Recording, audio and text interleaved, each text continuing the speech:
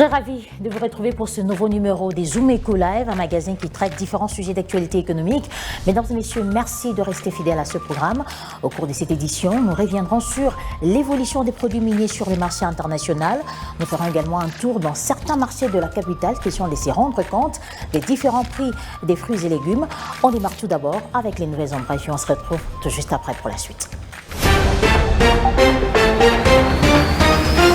Le gouvernement de la République démocratique du Congo, à travers le ministère des Finances, prévoit de mobiliser 630,8 milliards de francs congolais, soit plus de 260 millions de dollars américains au profit de la Banque centrale du Congo au cours de l'exercice budgétaire 2026. Ces projections sont contenues dans le calendrier annuel des émissions des obligations du Trésor au profit de la Banque centrale, publié le 12 janvier 2026 par le service du ministère des Finances et consulté par Zoomeco.net. Selon ce document officiel, ces emprunts intérieurs contractés au bénéfice de la Banque des banques auront une maturité comprise entre 2 et 5 ans. Plus de détails sur Zoom-Co.net.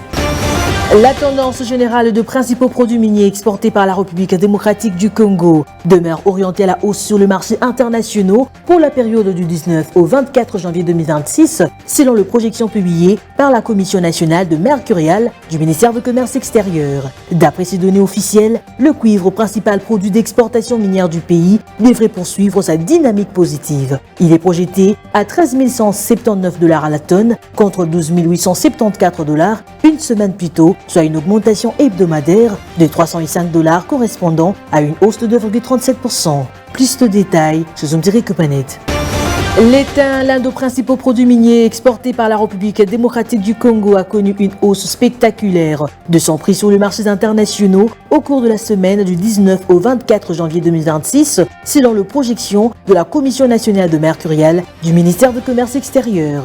D'après les données officielles, les prix de la tonne de thym devraient atteindre 46 680 $ cette semaine contre 43 123 $ la semaine précédente, soit une augmentation de 3 557 $ sur la période analysée. Cette progression correspond à une hausse hebdomadaire de 8,25%, une de plus marquée observée récemment sur le marché de métaux industriels. Plus de détails sur Zoom-Co.net.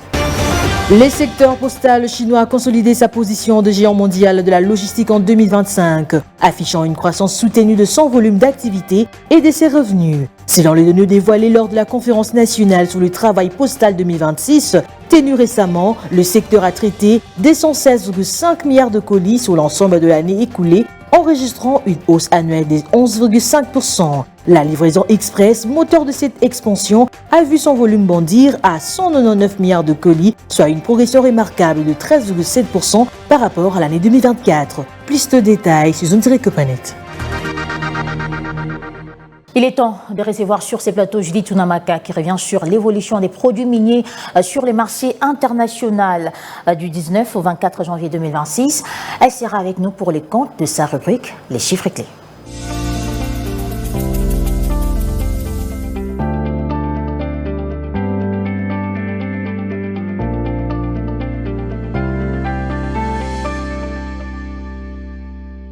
Judith Tunamaka, bienvenue. Merci Juvette. Avec vous, nous allons aborder la question sur l'évolution des produits miniers sur le marché international, mais j'aimerais qu'on commence avec le taux d'échange. Dites-nous, qu'est-ce qui s'observe sur les marchés d'échange en RDC actuellement ? Voilà, concernant le barème de bourse actuellement en RDC, commençons donc par l'officiel où $1 revient à 2139 francs, un franc CFA se change à 3,79 centimes et 1 euro s'aliène à 2488 francs. Parlons maintenant du marché parallèle. Nous avons pointé particulièrement Djili et dans ce lieu, $1 revient à 2250 francs, un franc CFA se change à 3,80 centimes et 1 euro vaut 2500 francs. Alors, quelle est la tendance générale des produits miniers sur les marchés internationaux du 19 au 24 janvier 2026 ?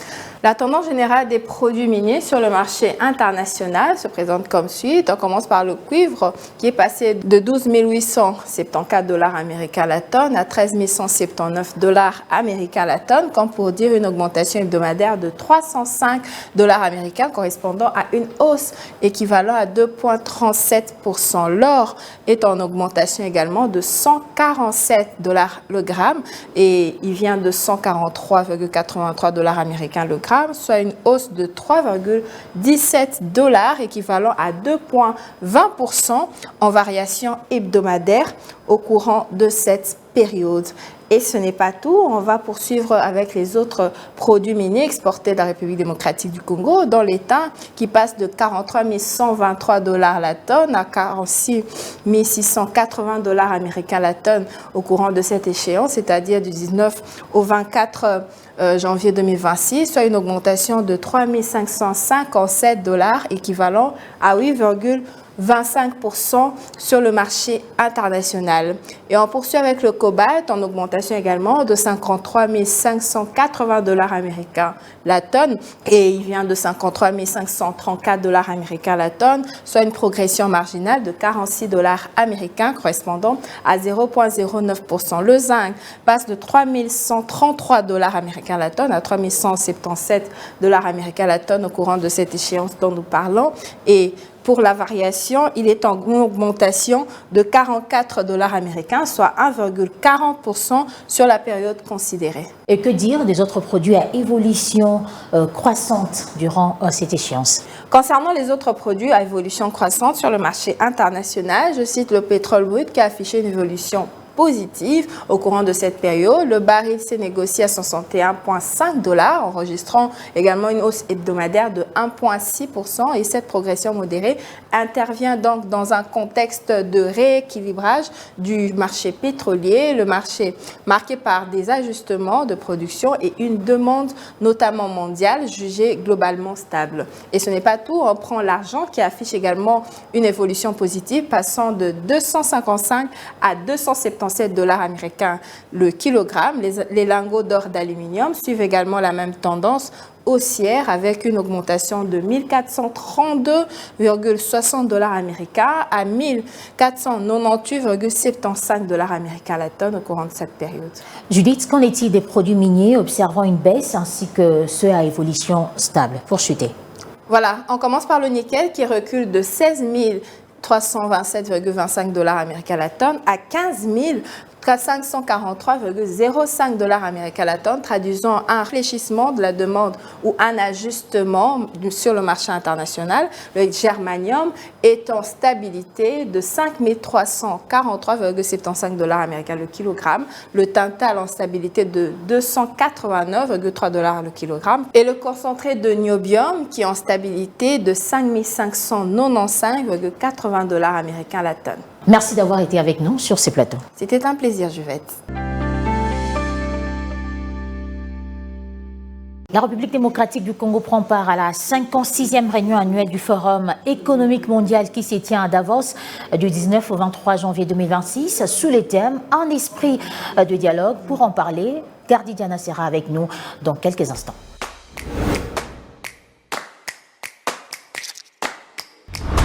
Gardi Diana, bienvenue. Merci. Avec vous, nous parlons de ce forum économique mondial qui se tient à Davos. La première question, pour un État en pleine crise sécuritaire, quelle opportunité offre ce forum? Alors la première règle, est-ce qu'il suffit de jeter un œil sur la thématique? On parle d'un esprit de dialogue.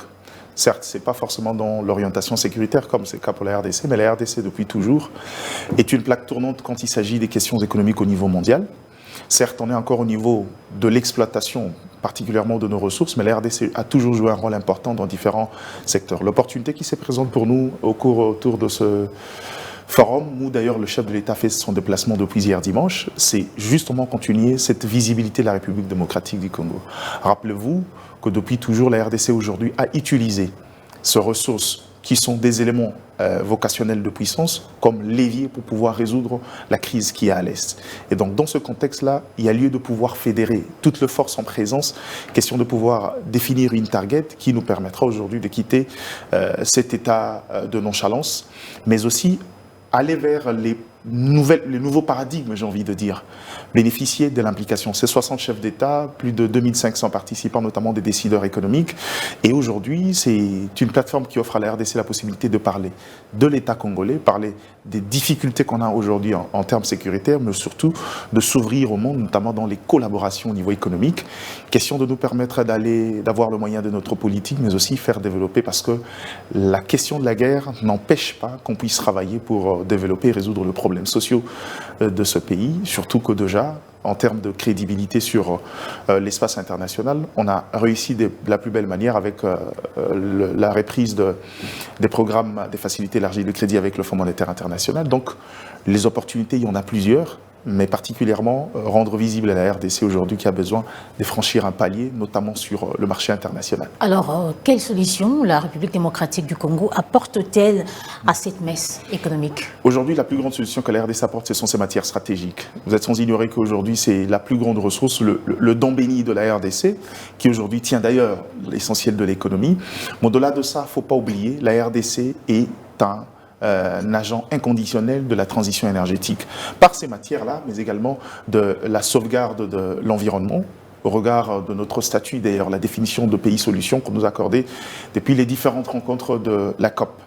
Et donc la RDC a suffisamment à offrir à ces niveaux-là, non seulement par sa faune et sa flore, mais également par son sous-sol avec les ressources de matières stratégiques qui aujourd'hui sont essentielles pour la transition énergétique, j'ai parlé, notamment dans la fabrication de batteries électriques, dans l'industrie automobile, mais également aussi dans l'industrie sécuritaire. Donc la RDC a suffisamment sa place et a autant de solutions à offrir. Mais moi, je pense que je pencherai beaucoup plus sur les solutions écologiques, notamment les questions environnementales, où on a encore suffisamment à offrir au monde, mais à nous également de pouvoir mettre en avant nos besoins pour que finalement, nous ne soyons pas seulement cet État qui donne au profit de tout le monde, mais qui n'en tire pas suffisamment profit, comme c'est peut-être les cas dans d'autres forums comme la COP et autres. Il y a lieu de pouvoir intervenir pour attirer également l'investissement vert, et ça, c'est un point essentiel. Après la conclusion du nouveau deal avec les États-Unis, quel rôle peut encore jouer les investisseurs européens? Alors, cette question, je l'entends souvent parce que la plupart des gens qui lisent ou encore qui interprètent l'accord stratégique signé avec les États-Unis pensent qu'on est dans un accord d'exclusivité, ce qui est faux. Je rappelle ici que la RDC aujourd'hui n'exploite qu'à moins de 20% de son espace, de sa cartographie minière.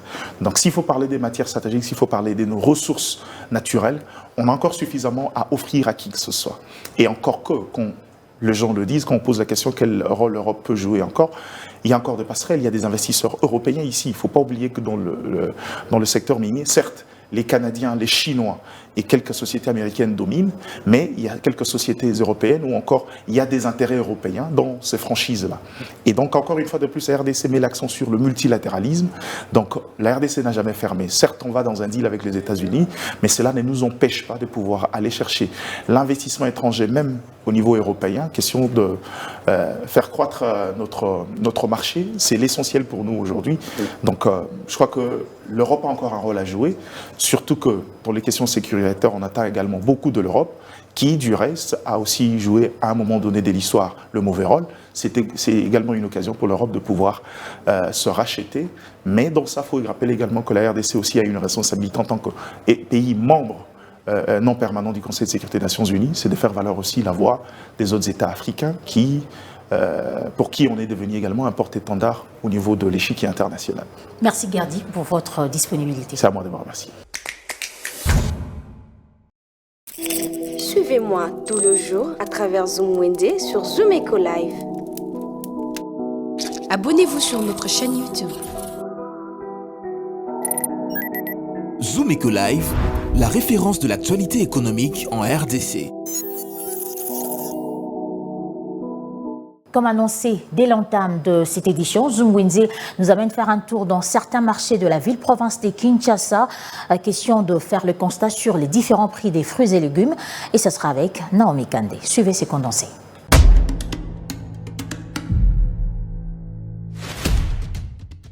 Débutons notre marché du jour avec le safou qui varie entre 500 francs et 1000 francs par botte. On retrouve progressivement l'apparition de poilus qui revient entre 300 francs et 1000 francs.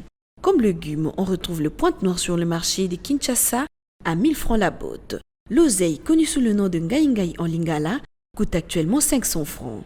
Pour tous les fans de feuilles de patates douces, de son nom en lingala matembele, la botte est fixée à 1000 francs. Une tomate fraîche revient à 500 francs. On le trouve également à 800 francs. Dans un autre coin du marché, 2 tomates fraîches revient à 1500 francs. Pommes rouges et vertes se fixent actuellement à 500 francs et 1000 francs, tout en dépendant de la mesure que vous souhaitez vous procurer. Clôturons ces marchés avec un oignon qui varie entre 300 francs et 1500 francs congolais.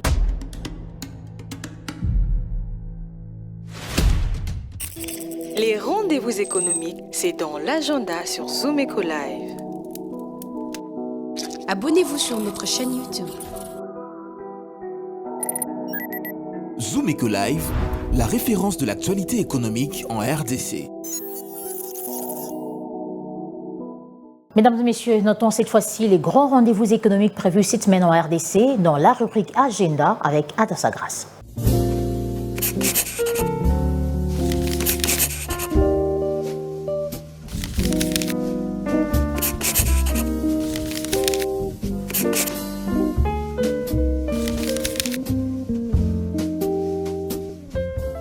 Bienvenue à l'agenda, voici les rendez-vous économiques. La 56e réunion annuelle du Forum économique mondial à Davos s'y tient du lundi 19 au 23 janvier 2026, autour du thème « Un esprit de dialogue ». Cette nouvelle édition se distingue par une mobilisation diplomatique exceptionnelle avec la participation attendue de plus de 50 chefs d'État et de gouvernement.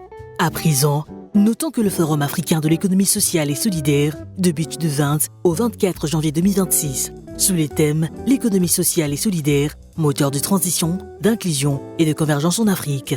Et pour finir aujourd'hui, signalons que le Salon de l'immobilier congolais tiendra la première édition du 24 au 25 janvier 2026 à Kinshasa, avec comme thème particulier l'immobilier accessible et sécurisé pour chaque Congolais. Merci de nous avoir suivis. Au revoir.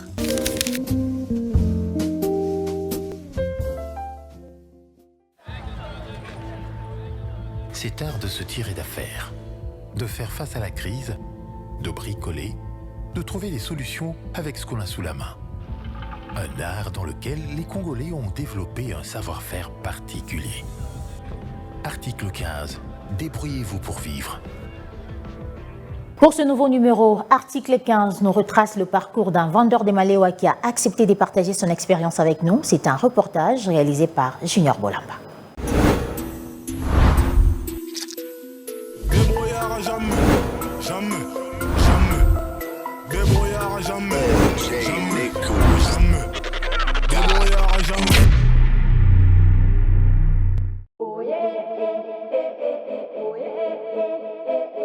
mboga eza pasi nde nayaki koretrouve mosala oyo ya malewa na vi na ngai mpena nasala mwa misala na ngai ya maboko mpe ebele kobeta briki tokokende soki na masope tokokende na biso me kozanga mosala nde yango moni tozoyanga na awa na malewa.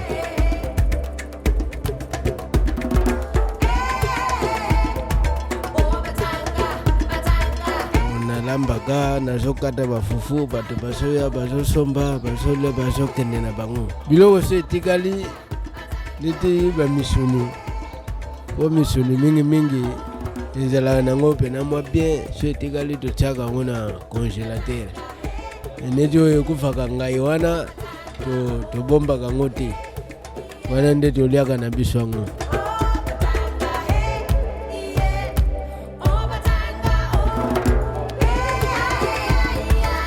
Sa musala awa mwa mbongo oyo mpe ezosala mwa bien bana nanga baza 4 ya basi baza mibale mpe baza mibale famille nanga mpe ezali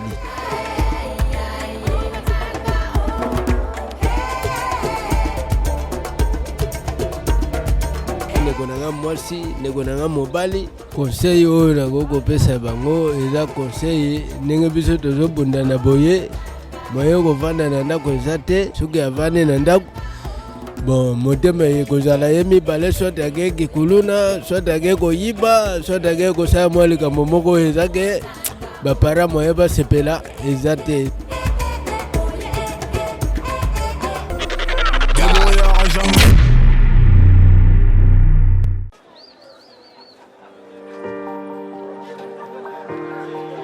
Dans les détails du marché, nous avons appris à vous connaître, à vous comprendre et vous apporter plus de lumière.